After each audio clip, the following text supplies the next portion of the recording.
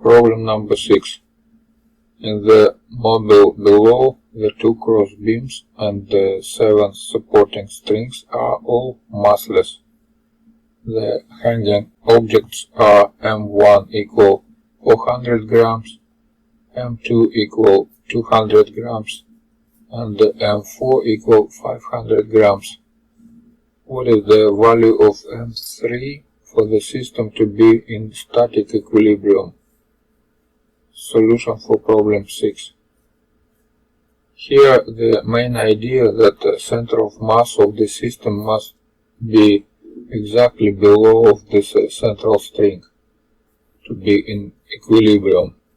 It means that we can make equation that M1 L1 plus M3 L3 equal M2 L2 plus M4 L4. When we put numbers, we have this equation, and solving it, we have M3 equal 0.7 kilogram, which is answer E. So that's the solution for problem number 6. Problems number 7 and 8. The following information applies to questions 7 and 8.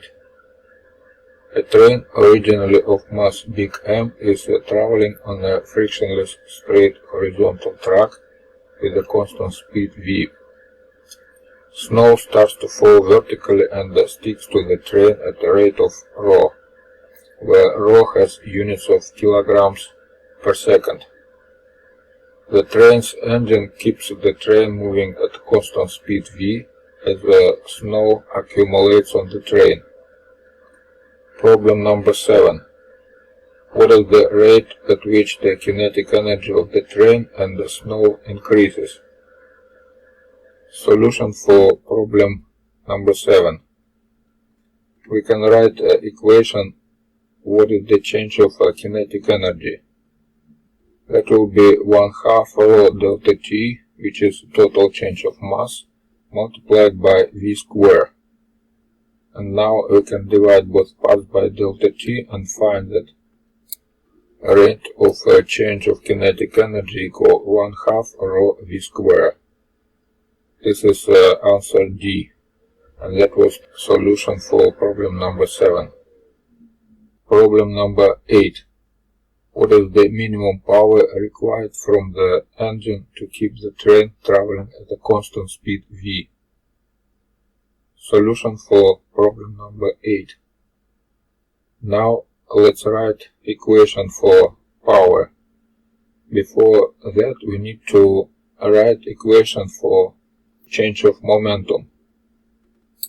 If we have a force F acting on this train with the snow for time delta t, that will be change of horizontal momentum of this system. In our case, speed is the same, but mass is increasing for delta m. And now we can divide both parts by delta t and find that the force acting on this train must be ρ multiplied by v. And finally power equal force multiplied by speed. That will be ρ multiplied by v square, which is answer E. And we see that the difference between kinetic energy change and power from engine exactly twice. It means that half of power going to increase kinetic energy, and half of power we losing for absolutely inelastic collision of snow with the train. That was a solution for problem number 8. Problem number 9. Flasks A, B and C each have a circular base with a radius of 2 centimeters. An equal volume of water is poured into each flask and non-overflow. Find the force of water F on the base of the flask from greatest to least. Solution for problem 9. Here we just need to use a regular equation for pressure. pressure equal rho GH, where rho is density of water, H is height of water column, and the G is free fall acceleration. In each case we have H is different, and it's least for flask B, that's highest for flask C, and this in the middle for flask A. And now we multiply pressure by area, which is the same in all three cases, and we have next inequality.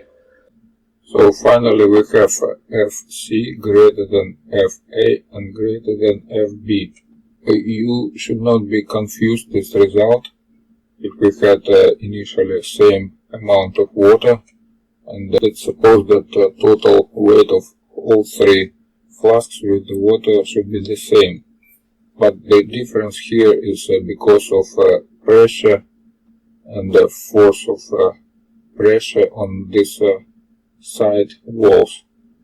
Because in case A, this pressure is totally horizontal, but in case B, it's going to down, and in case C, it's going up.